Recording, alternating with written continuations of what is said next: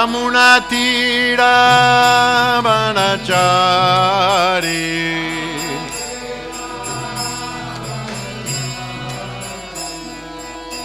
Jaya Radha Madhava Kunja Bihari Jaya Radha Madhava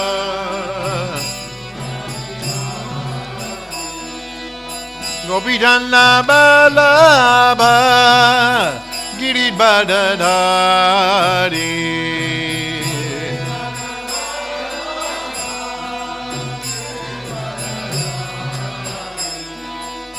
Gopijana Balaba Giridhadari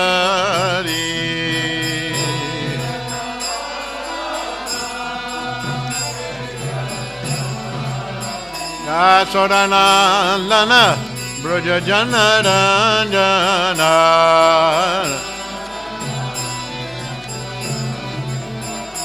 Sodana Lana Braja Jana Ranjana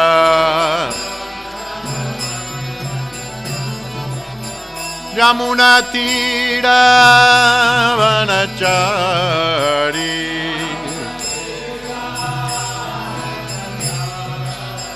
Yamuna Tira Vanachari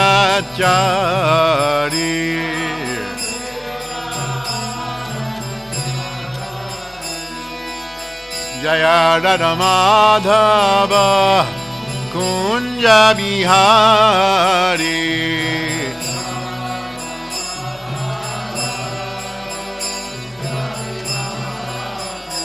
Hare Krishna Hare Krishna, Krishna Krishna, Hare Hare, Hare Rama, Hare Rama, Rama Rama, Hare Hare, Hare Krishna, Hare Krishna.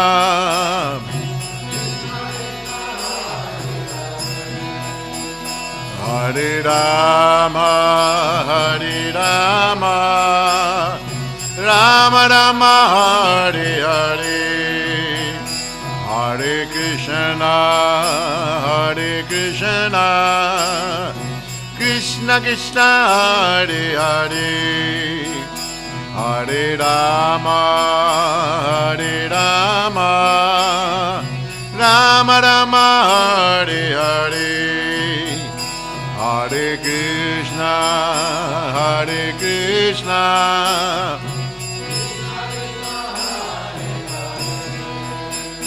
Hare Rama, Hare Rama, Rama Rama, Hare Hare, Hare Krishna, Hare Krishna, Krishna Krishna, Hare Hare. Hare Rama, Hare Rama, Rama Rama, Hare Hare, Hare Krishna, Hare Krishna,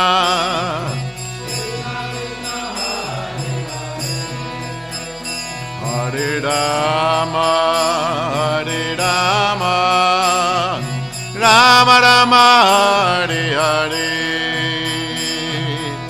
Hare Krishna, Hare Krishna, Krishna Krishna, Hare Hare, Hare Rama, Hare Rama, Rama Rama, Hare Hare. Hare Krishna, Krishna Krishna, Hare Rama, Hare Rama, Rama Rama, Hare Hare. Hare Krishna, Hare Krishna, Krishna Krishna, Hare Hare, Hare Rama, Hare Rama, Rama Rama, Hare Hare. Hare Krishna,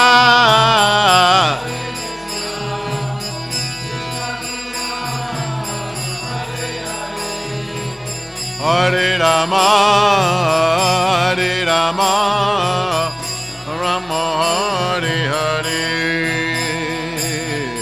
Hare Krishna, Hare Krishna, Krishna Krishna, Hare Hare, Hare Rama, Hare Rama, Rama Rama, Hare Hare. Hare Krishna, Krishna Krishna, Hare Hare, Hare Rama, Hare Rama, Rama Rama, Hare Hare, Hare Krishna, Hare Krishna, Krishna Krishna, Hare Hare, Hare Rama, Hare Rama, Rama Rama, Hare Hare, Hare Krishna, Hare Krishna, Krishna Krishna, Hare Hare, Hare Rama, Hare Rama, Rama Rama, Hare Hare, Hare Krishna, Hare Krishna, Krishna Krishna, Hare Hare, Hare Rama, Hare Rama, Rama Rama, Hare Hare, Hare Krishna, Hare Krishna, Krishna Krishna, Hare Hare, Hare Rama, Rama Rama, Hare Hare,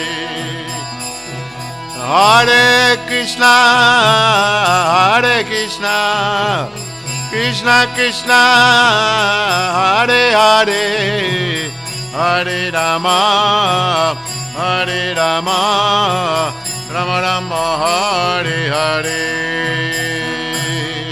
Hare Krishna,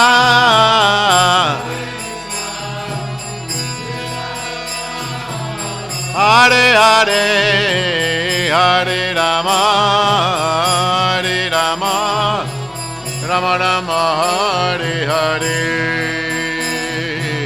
Hare Krishna, Hare Krishna, Krishna Krishna, Hare Hare, Hare Rama, Hare Rama, Rama Rama, Hare Hare,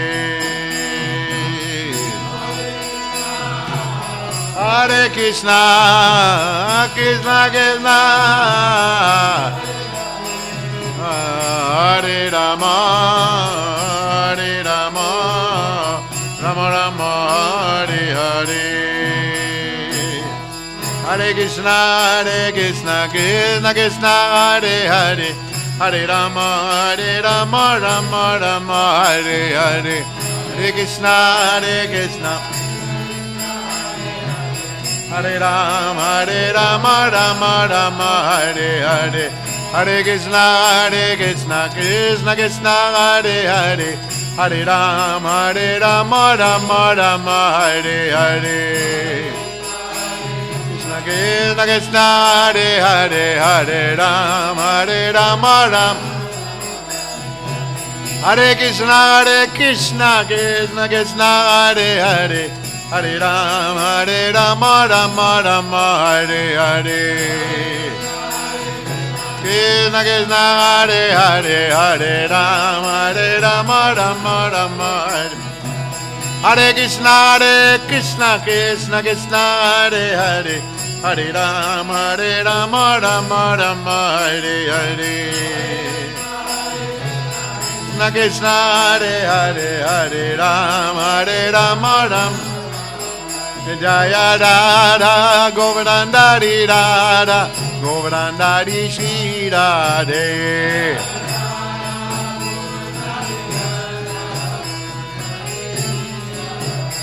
Haribal, Haribal, Haribal, Nitya Gaura, Haribal, Gaura, Bal, Hari Bal.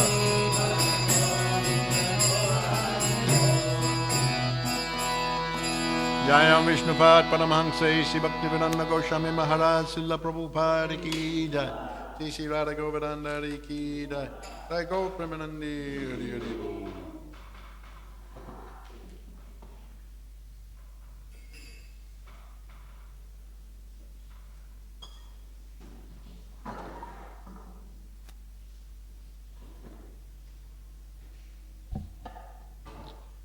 Om Namo Bhagavate Vasudevaya. Om Namo Bhagavate Vasudevaya. Om Namo Bhagavate Vasudevaya. This morning we're reading from the Srimad Bhagavatam, Canto 3, Chapter 20, Text 27. Tvamika kilalokanam klishtanam kleshanasana Tvamika kleshadastesham anasana padam tava Tvameka kilalokanam klishtanam kleshanasana Tvameka kleshadastesham anasana padam tava Tvameka kilalokanam klishtanam kleshanasana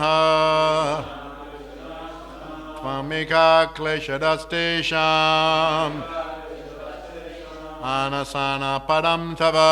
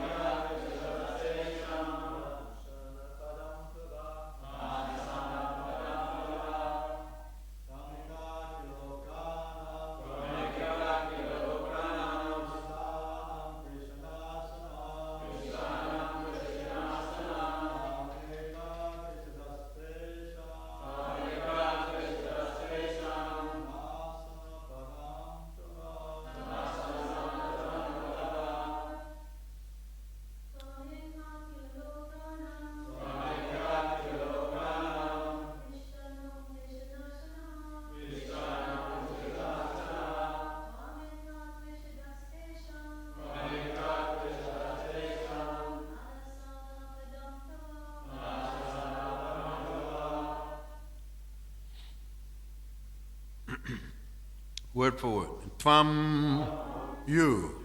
Eka, alone. Kila, indeed. Lokanam, of the people. Klishtanam, afflicted with miseries. Klesha, the distresses. Nasana, relieving. Tvamika, you alone. Kleshada, inflicting distress. Tesham, on those. Anasana, not taken shelter. Padam, feet. Tava, your. Translation. My Lord, you are the only one capable of ending the affliction of the distressed and inflicting agony on those who never resort to your feet. Purport. The words Kleshadas te sham anasana param tava indicate that the Lord has two concerns. The first is to give protection to persons who take shelter of his lotus feet, and the second is to give trouble to those who are always demoniac and who are inimical toward the Lord. Maya's function is to give afflictions to the non-devotees. Here Brahma said, you are the protector of the surrendered souls. Therefore I surrender unto your lotus feet. Please give me protection from these demons. Tvam ekakila lokanam klishtanam kleshanasana Tvam eka kleshadastesham anasana padam tava. My Lord, you are the only one capable of ending the affliction of the distressed and inflicting agony on those who never resort to your feet.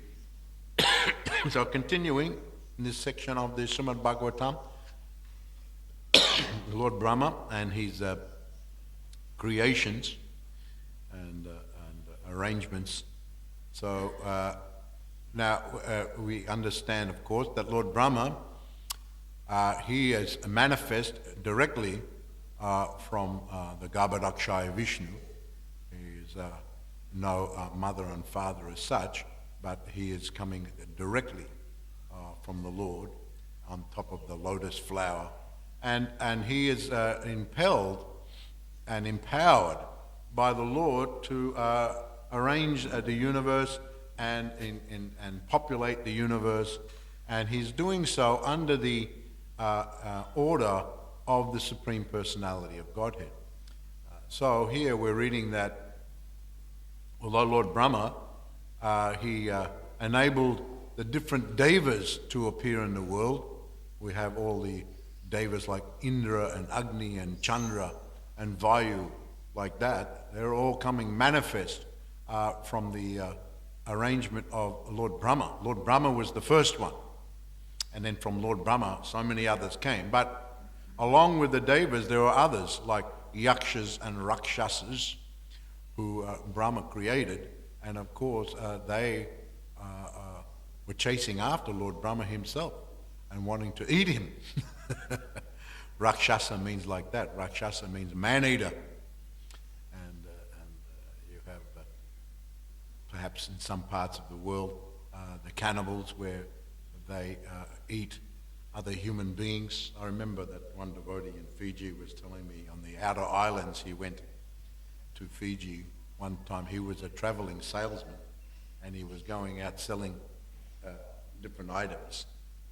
And there were three of them together. The three of them were going out and they were visiting all the different places in the outer islands of Fiji. And then they got their car broke down. And so they were nearby a village, so they asked the people of the village if they could stay there, and it was like nighttime or something like so. They asked if they could stay there, and in the morning they'd take care of getting their car repaired.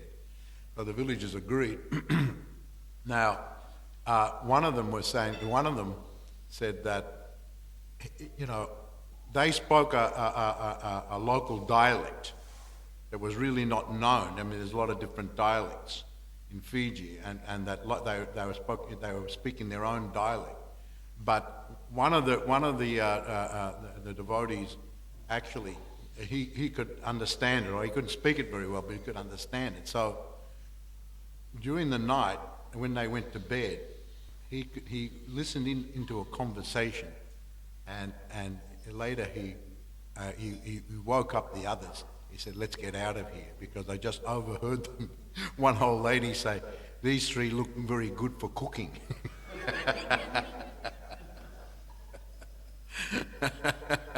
So in the middle of the night, they just went out.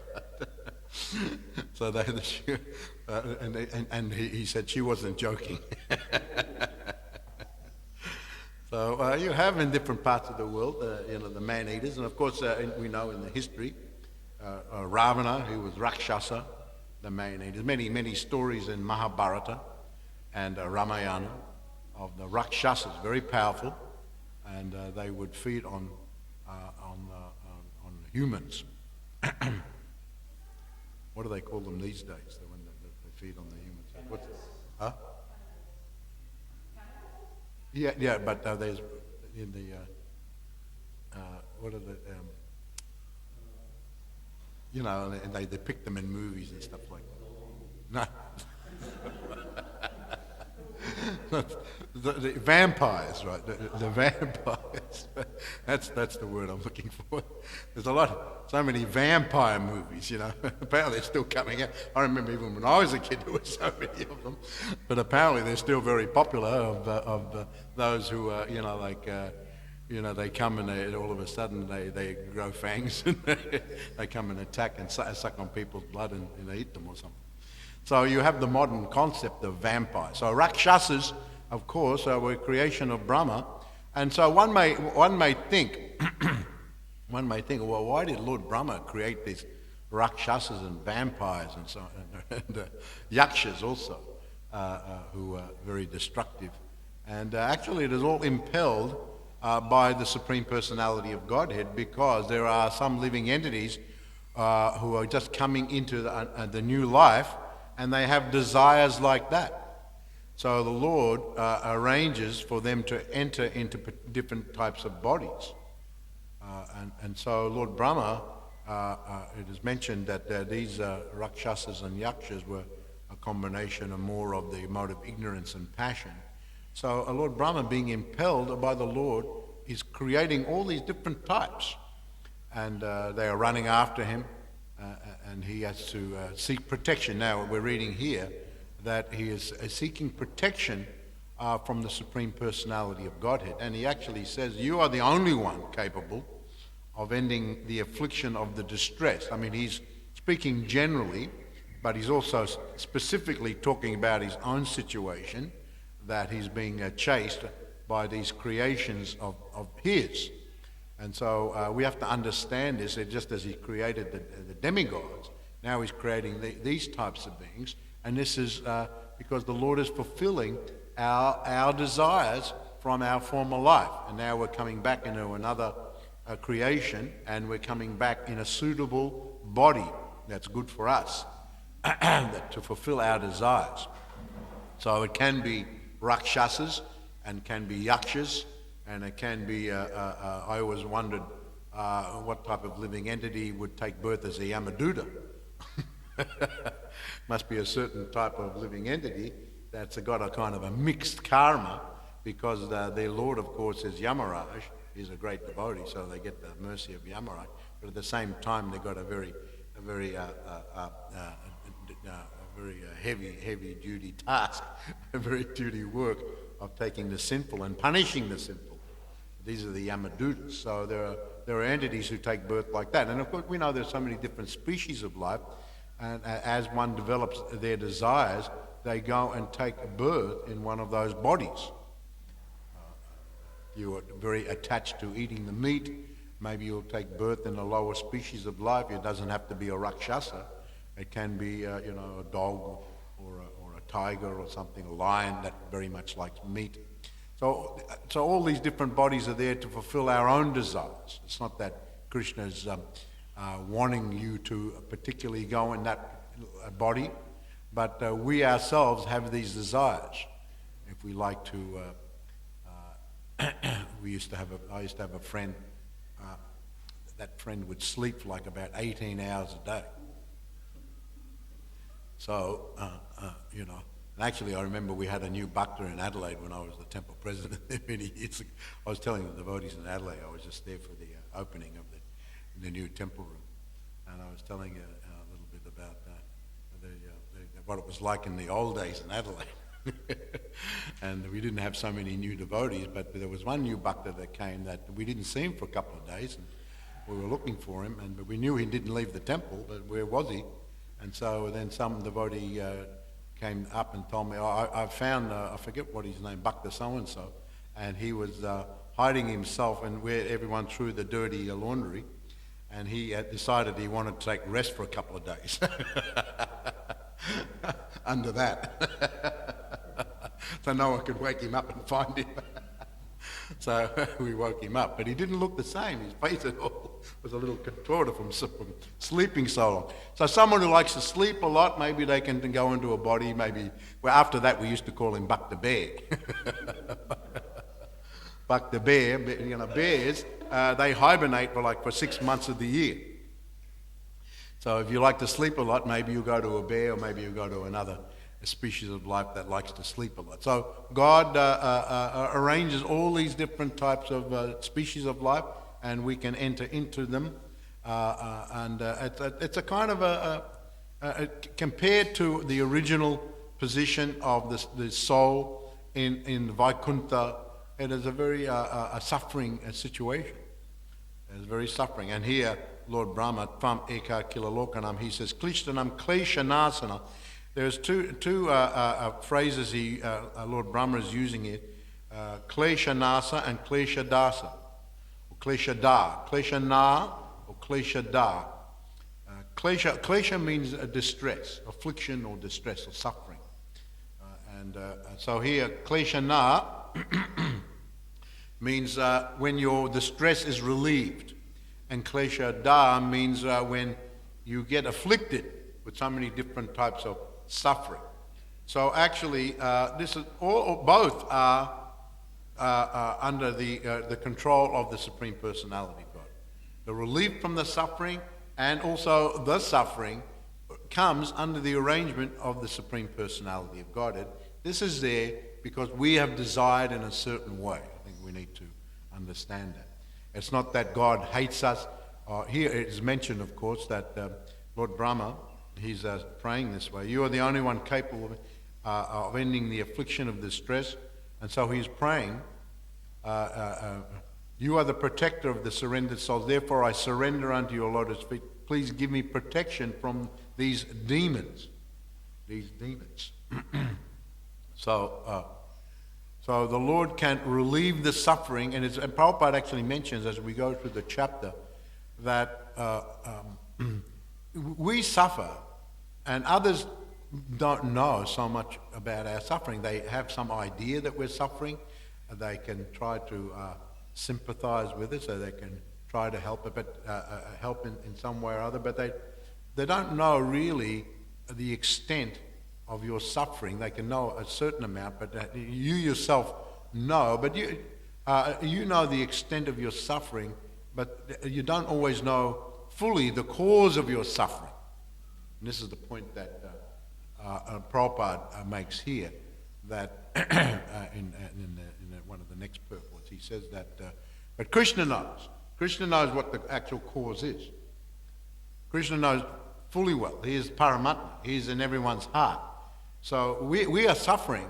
We are feeling a lot of anxiety, mentally, emotionally, physically. We are suffering, and sometimes we can work out why we're suffering. Sometimes we don't know exactly why, especially on the mental level. Where's all this anxiety coming from? And so on and so forth. We sometimes we have an idea, we don't know fully. And actually that compounds the anxiety. Anxiety means you don't know.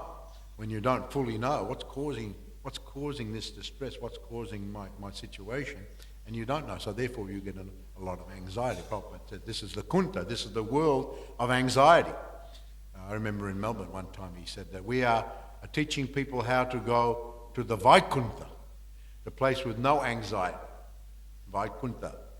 But this place is kunta, full of the anxiety. But we are teaching people how to go to the Vaikuntha, the place no anxiety. But Krishna, he knows what the cause is. So Lord Brahma, very intelligently, he's turning to Krishna because he understands that Krishna knows the cause. He knows it very well, and only Krishna really can really help him. Only you, you are the only one capable.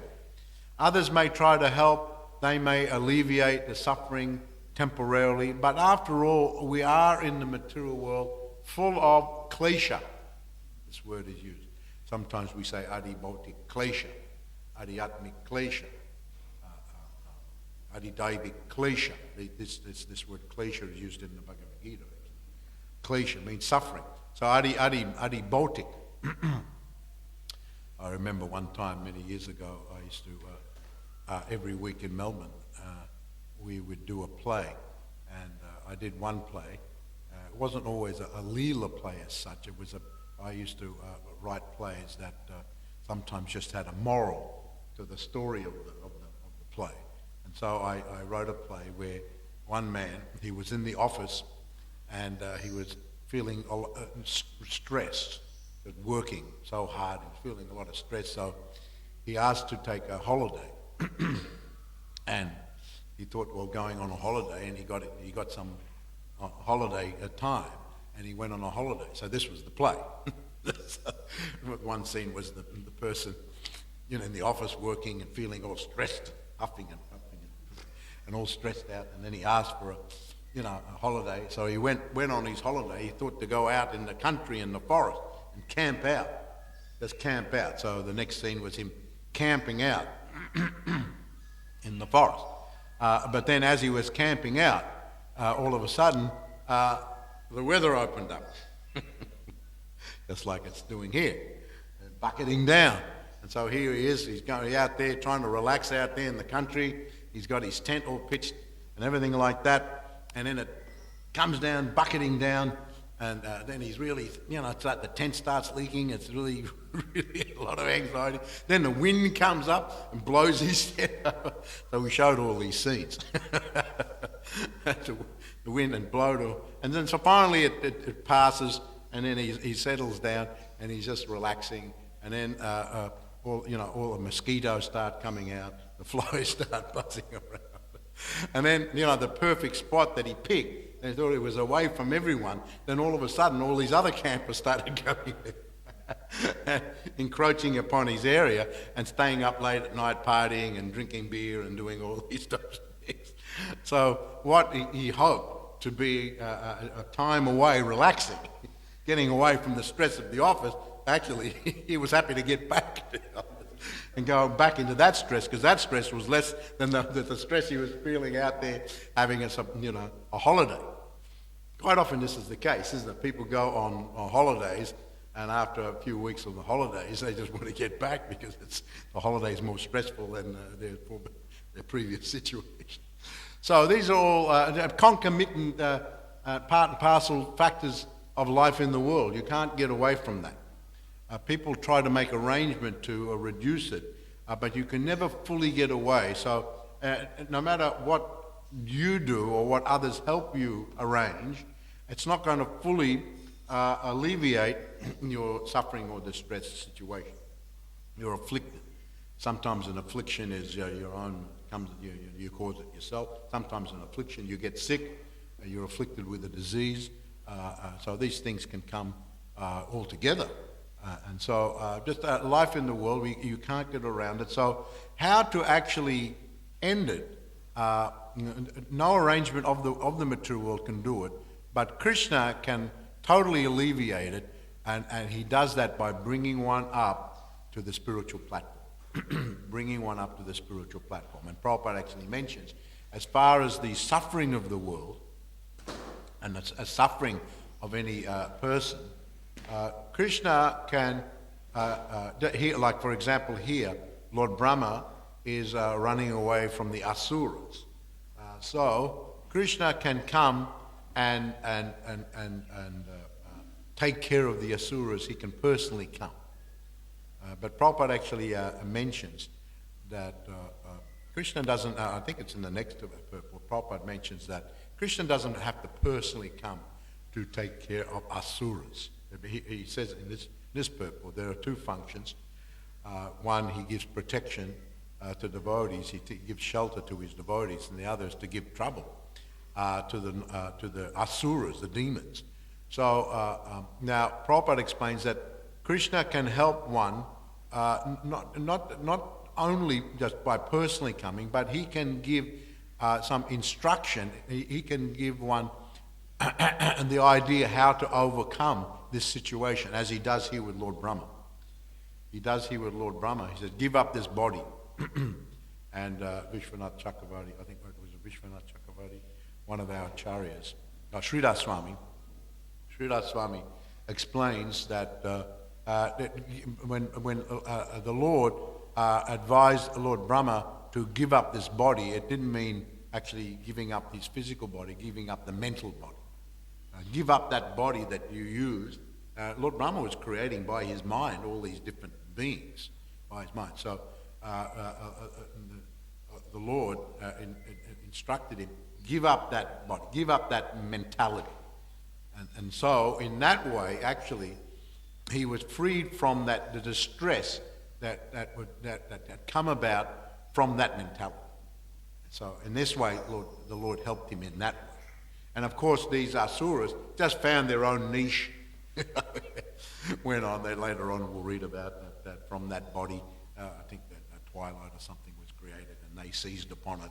And so they, instead of running after Brahma, he followed the instruction of the Lord. He gave up that body or that mentality, and he was actually relieved.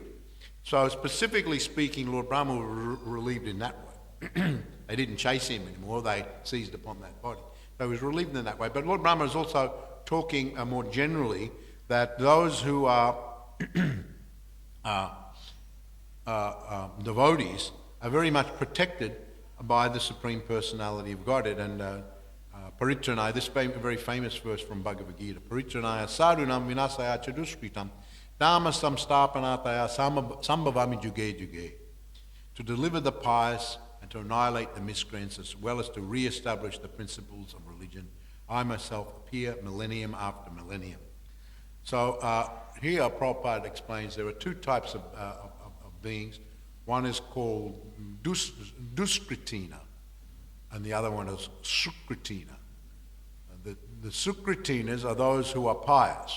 They're pious. And in the 7th chapter of Bhagavad Gita, Krishna explains the 4 types of pious people. Those who turn to the Supreme Lord for help. And they're generally those who are inquisitive, those who are distressed, those who are very poor, maybe they're praying to the Lord for money or something like that, and those who just want to expand their knowledge. They are called Sukrita. They have Sukritina. Those types of people are pious people. Then you've got the other Duskritina. The Duskritina, they don't turn to the Lord. They are Asurim. What is it? Vajananti Mamuda. No, what is that verse? Namam Duskritina Buddha. Prabhadyante Naradama. Maya Pritigan Asuram Bhavamasrita. So this verse describes the Duskritina. So one of them is the Mudha. So the Mudha means the person who works like an ass. All they know is working. Work, work, work, work. They don't know about anything spiritual. I always remember one time in Melbourne, we hired some tradesmen at our first Gopals. I was looking after that, and we needed some work done. So the tradesman came in, and the boss was there. But after a couple of days, he just left it to the others. Said, "I'm going on holiday. I haven't taken a holiday for like 3 years. I'm going on holiday. I'll be back in 3 weeks. See you in 3 weeks." And then, but 2 days later, he was back. I said, "What are you doing back here? You're supposed to be on holiday." He said, "I just got bored. I got to come back. Got to go back to work. Keep an eye on." Of course, his excuse was, "I've got to keep an eye on these guys." But he couldn't. He just couldn't just go away and relax. He had to come back to work. So some people, that's their whole life is like that. They just work and work and work. They don't think about spirituality. So they're referred to as mudhas, just like the ass. Ass works hard all day and gets a little bit of grass, and they're very happy. So this is one type. Then you've got the Narodama. They may be socially doing very well, but they don't think about spirituality. Maybe they've got a nice house, and the family's nice, and kids go to a nice school. Their work's okay. They're feeling content. How long that will last, we don't know. There's life in the material world. Everything changes at any given moment. But at the moment, at least, they're feeling very contented, and they don't think about spirituality. The last thing in their mind. It's just like a dot on the horizon for these types of people. So Krishna says this is another type of Duskritina.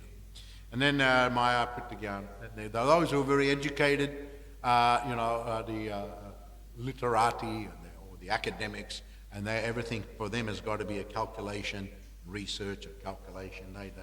Spirituality or anything like doesn't enter their mindset. So they never turn to spirituality.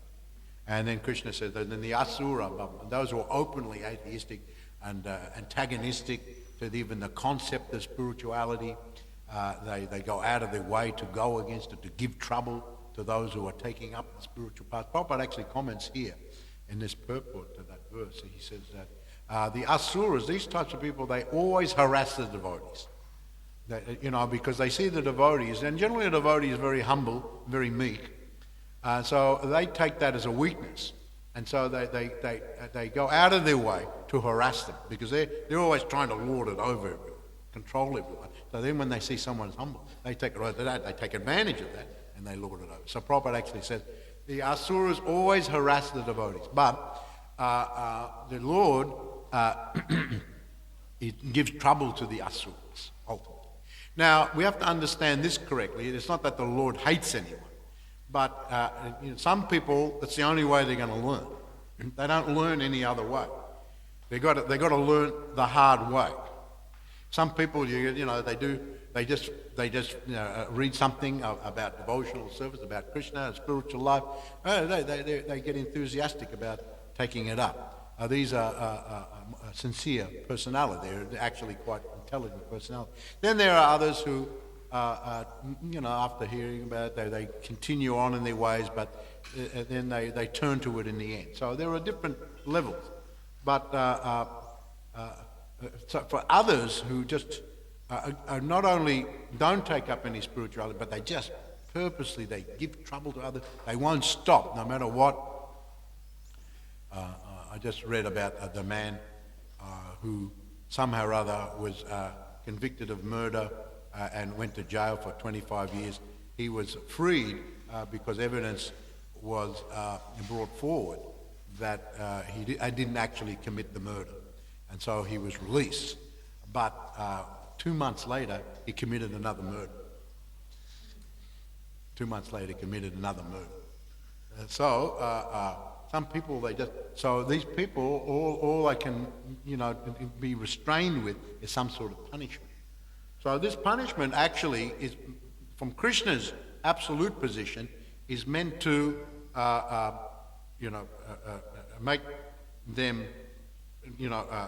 restrain them, and then gradually, by some arrangement, maybe they meet a devotee or something like that, they gradually are able to come. Maybe the distress is so great, they'll be able to come up and elevate themselves. So ultimately it is God's mercy on them. Otherwise they create so much havoc in society. So he gives them trouble, he gives them, he causes them distress. But it's not out of hate. It's actually, and some people, as I said, they just learn like that. Just like I was reminded of the, I remember years ago seeing that they sometimes they just train mice or something like that. They put them in a what do they call it, a maze, and they're supposed to come out and find their way through the maze. And sometimes they don't find, but some of them have little electric shocks. So if the mouse goes this way and he goes in the wrong direction, he gets this little shock. So then the mouse kind of learns, I won't go that way. And then he goes another way, and then he goes into another electric shock. Oh, this is not the way either. So finally, in the end, by bad experience, he finds his way out. And so the result is achieved. So Krishna is like that. He has to give some little, bzz, bzz, bzz, bzz, bzz, sometimes a little bit more heavy electric shocks. So this is the position. So this is what the understanding is of Krishna protecting the devotees and giving also trouble to those who are unsurrendered. He doesn't have to personally come, as Prabhupada says here. Maya is quite competent. Maya's function is to give affliction to the non-devotees, he says in this purport. He doesn't have to personally come. She's quite competent to give affliction to those who are giving trouble to others. And more or less in Kali Yuga, a lot of the population's like that. And that's why there's so much suffering and anxiety going on in the world. So it's growing more and more. So these things are growing more and more, suffering. So they work. Of course, Lord Chaitanya Mahaprabhu is so kind. He's come, the avatar for this age, and he doesn't punish, but he gives the Harinam, the holy name, and gradually they can become liberated. Where if Krishna came, he would definitely kill the asuras and liberate them. So I'll read this verse again if anyone has any question or comment. My Lord, you are the only one capable of ending the affliction of the distress and inflicting agony on those who never resort to your feet. Does anyone have any questions or comments?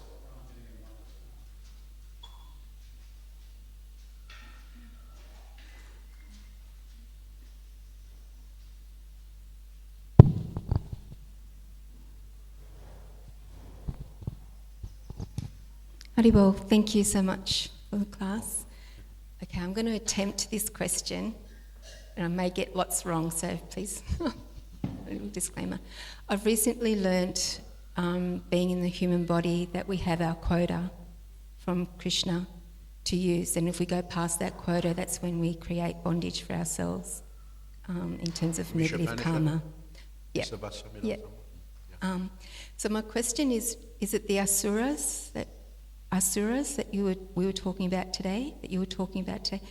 They're not in human bodies, so they don't have a quota. That won't be part of what the misery. The asuras can be all over. Just the rakshasas. They're not actually humans, but there are asuras in human bodies. It's not that's only limited to yakshas and rakshasas. Asuras. We have asura qualities in us, and sometimes we act like an asura. Asuras is defined by the qualities that one exhibits. So therefore, sura or asura. Sura means deva, demigod or devotee, and asura means not like that. So we can be also asura. It's not that. Of course, there are those who are obviously asuras and they look like asuras, but we can act like asuras. And those asuric qualities, if you read Bhagavad Gita 16th chapter, Krishna describes to Arjuna what the asura qualities are. So if you're manifesting these qualities and you're living a life like that, you are an asura in a human body. I always remember when I was first joining up, I wasn't fully joined up yet. I came to, we had a shop in Melbourne, downtown, where we had our Sunday program. and Chiru was very fond of putting on puppet shows. And he put on a puppet show, and it was about Lord Nrsimha and Prahlad Maharaj. And then the puppet came out, he was Prahlad Maharaj, and then he was addressing the crowd. The puppet was talking to his father, and then he turned to the crowd, and he said, "My dear Asura demons." And he was looking all over us. And I was thinking, oh, calling all of us demons. But actually, if we're acting like demons, we are. So we don't need pointy ears and a long nose and sharp teeth to be necessarily a demon. We can act like a demon. Sometimes we act like a devotee, and some other times we can act like a demon. So you are an asura if you act like an asura. So we have to curb that side of us. Does that answer your question? Thank you. One last question.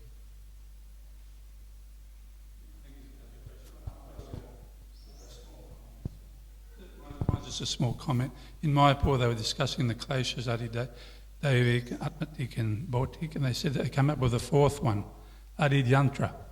Adi what? Yantra. Yantra. Misery caused by machines, devices, computers, you can't break them down. Which is, anyway, I sort of mentioned that. Well, it's the double-edged sword. I'm using one here. Can be for good, or it can be for bad. Oh, yeah.